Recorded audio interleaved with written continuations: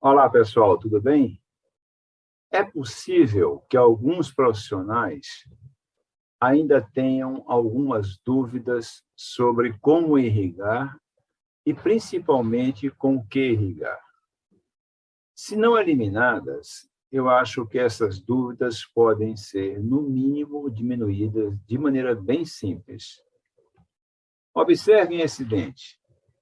Ele apresenta uma reabsorção apical flagrante e lesão periapical, ambas bem definidas.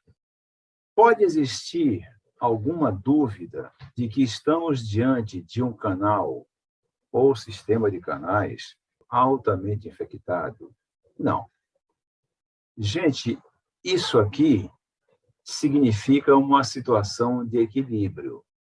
Agente agressor constantemente agindo, agredindo esse organismo, e um sistema imune que consegue circunscrever esse processo. Ele consegue conter o avanço dessa infecção. À medida que essa agressão foi avançando, os mecanismos de defesa foram se mobilizando no intuito de impedir que essa agressão invadisse a intimidade desse organismo. Agressão, defesa, uma ação-reação contínua e constante. Esse material que está no canal é altamente infectado e, ao projetá-lo ou parte dele para esses tecidos, conhecidos como tecidos periapicais, você terá grandes chances de que esse equilíbrio que existe aqui seja rompido. Aquilo que levou meses, anos para se formar, e com isso deu tempo ao sistema imune do paciente de se mobilizar, agora chega em grande quantidade e abruptamente, o que não dará tempo necessário, não dará o tempo necessário para a mobilização dos mecanismos de defesa do sistema imune. O que ocorre? A lesão crônica que existia aqui, reflexo do equilíbrio que um dia também existiu, entra em fase aguda, forma-se um abscesso periapical agudo. Então, é importante entendermos que a penetração nesse canal não pode ser feita de maneira intempestiva.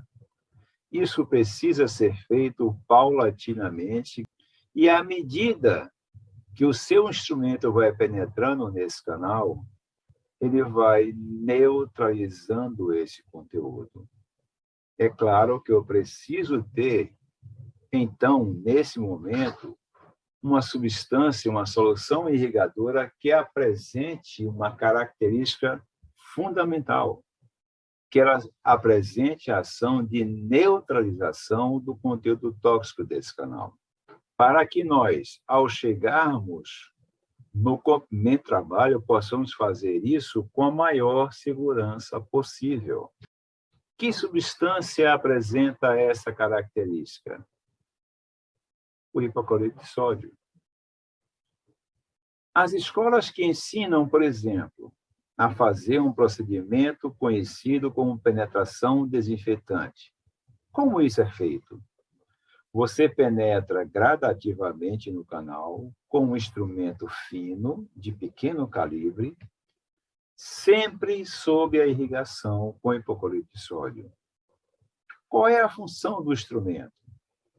Ao penetrar no canal, sob irrigação com hipoclorito de sódio, também gradativamente ele vai fazendo o contato do hipoclorito de sódio com o conteúdo do canal, cada vez mais nas porções mais profundas do canal, terço cervical, terço médio e terço apical. Com a sua ação neutralizadora, o hipoclorito de sódio vai gradativamente neutralizando o conteúdo tóxico do canal para que possamos chegar ao comprimento de trabalho, como já disse, com a maior segurança possível.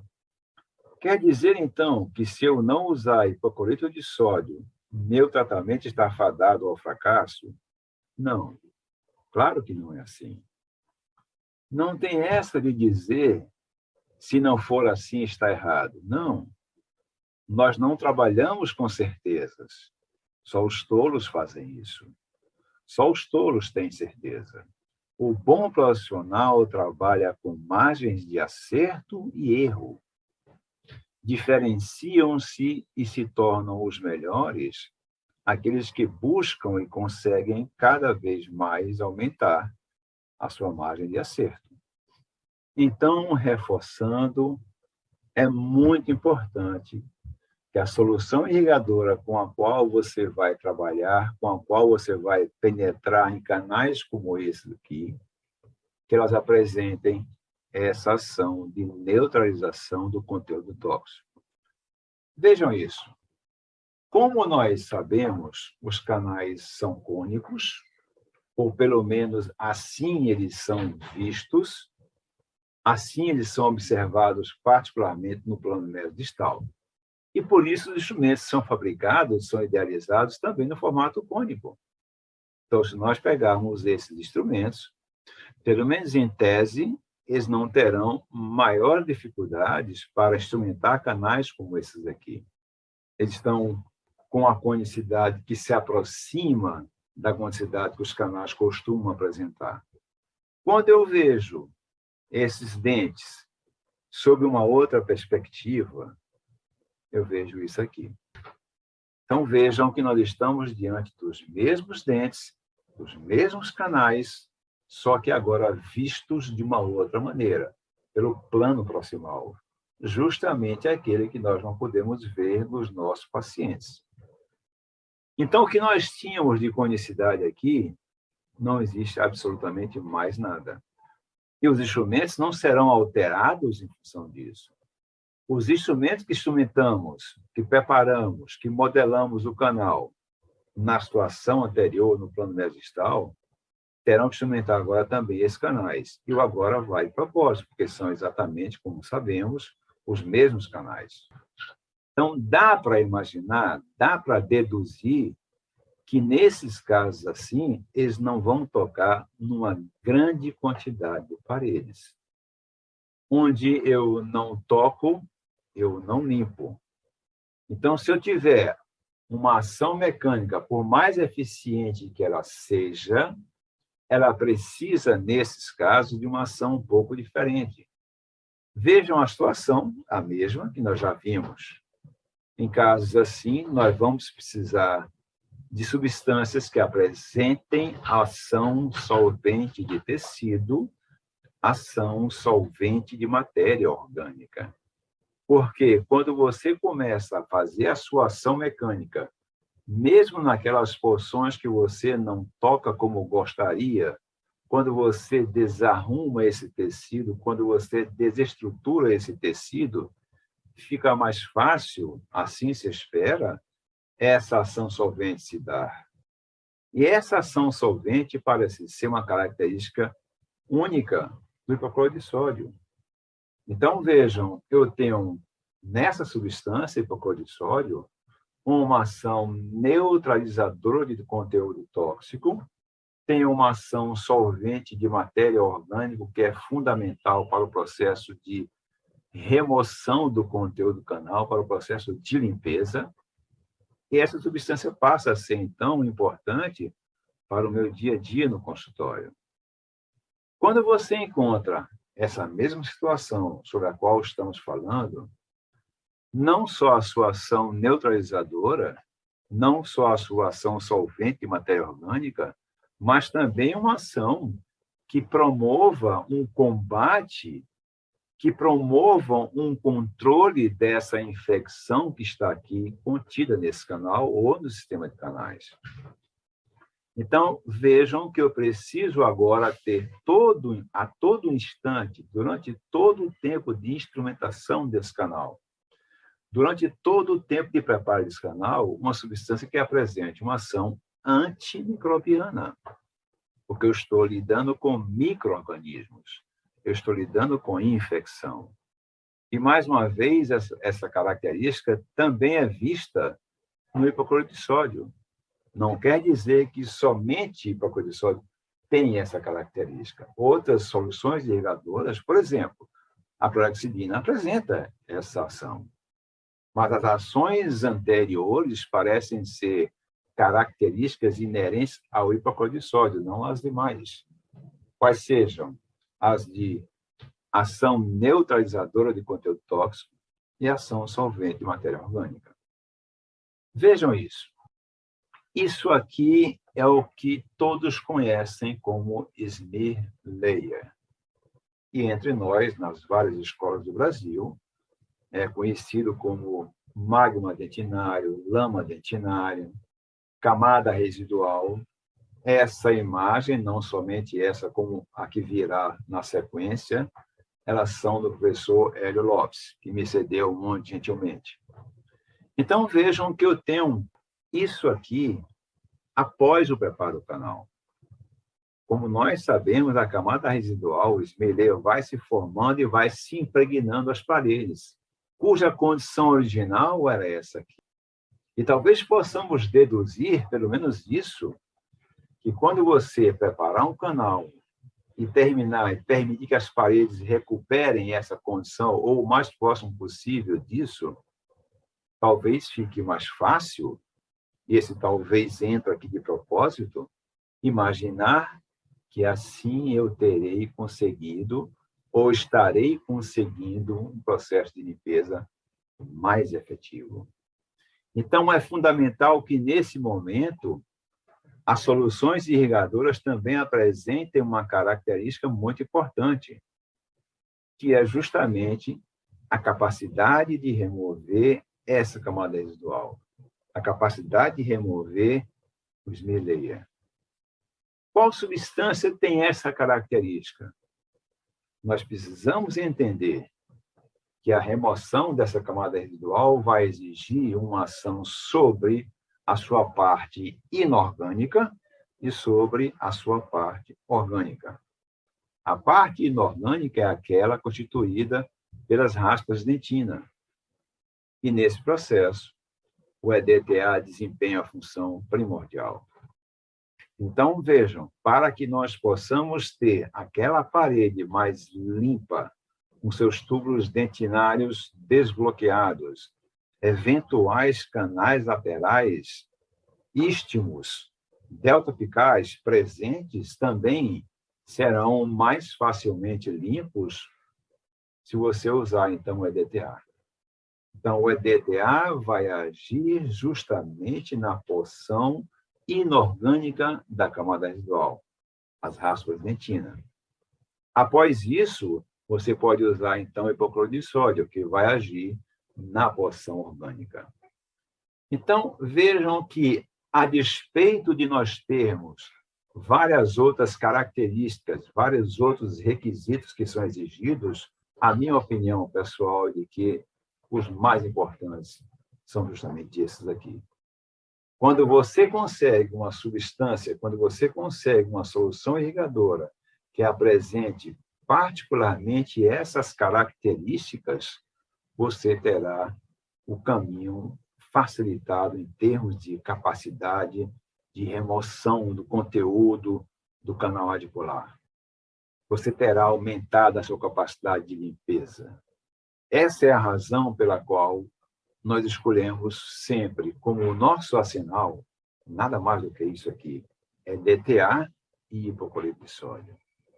Entendemos e respeitamos outras alternativas, mas não nos parece, aliás, comprovado pela literatura universal, de que o hipoclorito de sódio, particularmente, desempenha um papel fundamental e parece que ainda é insubstituível quando se trata de limpeza do sistema de canais, de remoção do conteúdo do canal. Sendo assim, nós podemos ver a irrigação sobre os aspectos físicos, muito importantes, sem dúvida, E aí vamos ter que observar o volume que é usado da substância irrigadora, a capacidade de fluxo e refluxo, a frequência da sua renovação, todos os aspectos muito importantes. Mas nós precisamos também entender alguns aspectos que muitas vezes não são devidamente abordados. Não se dá um destaque a esses aspectos. Então, vejam uma situação como essa aqui. Para chegar nesse nível ou nesses níveis aqui, eu usei o instrumento 08 com EDTA. Foi difícil, muito difícil chegar aí e avançar um pouco mais. E vejam que eu estou diante, mais uma vez, de canais altamente infectados, o que se faz refletir nas lesões, nesse caso da lesão trapecal e a lesão lateral. Hoje nós sabemos que é fundamental, pelo menos muito importante, que tenhamos calibres mais acentuados para que as soluções irrigadoras desempenhem mais efetivamente o seu papel ou os seus papéis. Fala-se muito de algo em torno de um calibre pelo menos de 35, acima de 35, eventualmente 40. Ou seja, dentro de uma certa faixa, quanto mais calibroso, quanto mais volumoso for esse canal, quanto mais nós conseguirmos isso durante, inclusive, o seu preparo, as soluções irrigadoras se tornarão mais efetivas.